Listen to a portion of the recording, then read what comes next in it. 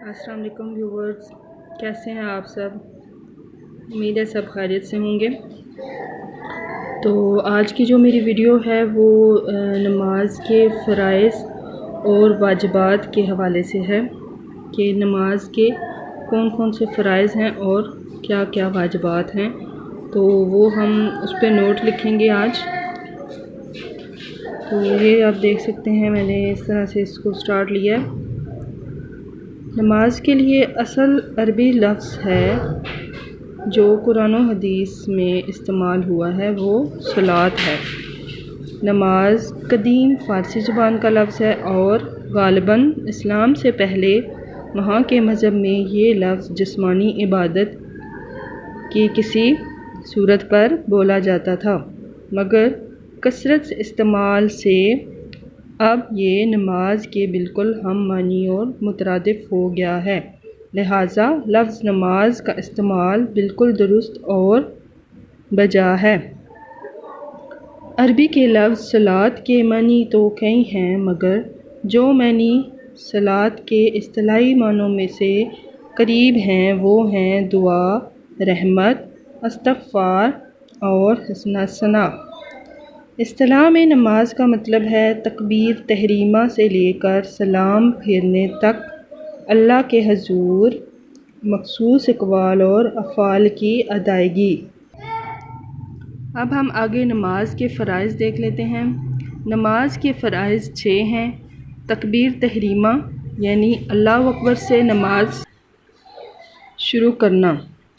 इसके बाद क़याम, फ़र्ज़, वाजिब और नज़र की नमाज़ों में खड़ा होना।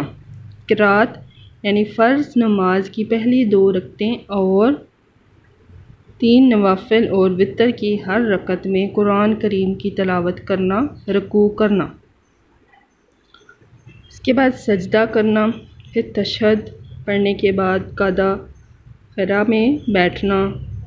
इन अरकान में से अगर कोई रुकन छूट जाए तो नमाज अदा ना होगी बल्कि दोबारा पढ़ना होगी। तो ये थे नमाज के फ़राइज़ जो कि नमाज पढ़ने के दौरान इंतहाई ज़रूरी होते हैं। इसके बाद आ जाते हैं नमाज के वाजिबात। फ़र्ज़ नमाज़ों की पहली 2 रकतों को क़िरात के लिए मुकर्रर करना।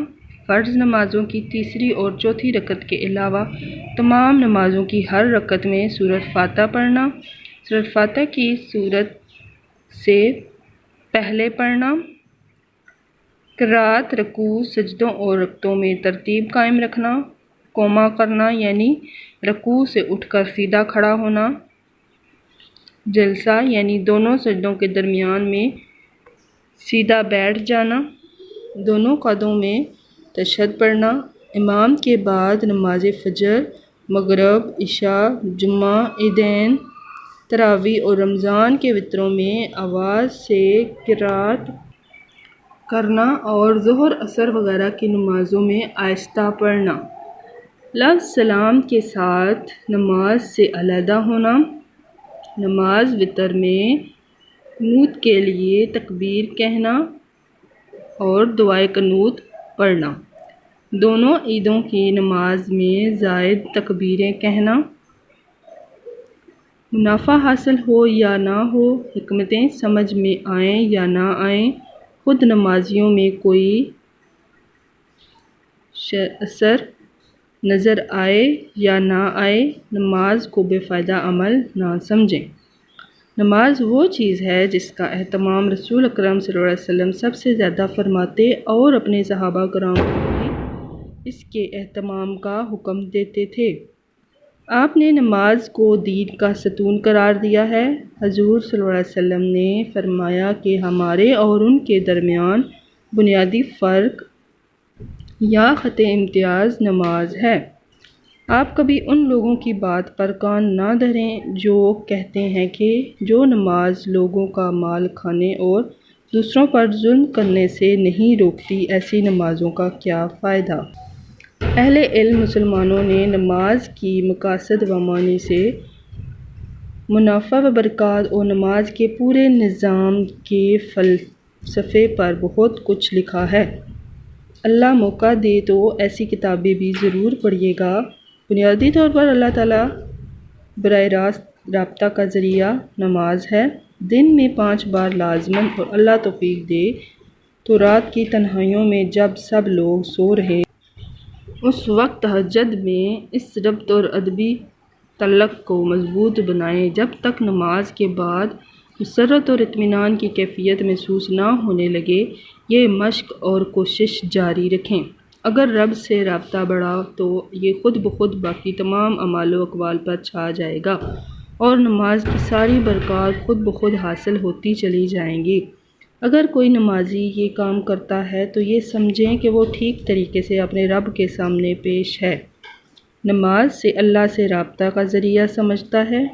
اس میں نماز پر کیا الزام رہ گئے؟ ایسی باتیں کر کے نماز کی اہمیت گھٹانے والے لوگ تو آپ دیکھیں گے اکثر ایسے لوگ جو خود بے نماز ہوتے ہیں اور اپنی حرکت اور غفلت کا جواز تلاش کرنے کی ناکام کوشش کرتے ہیں۔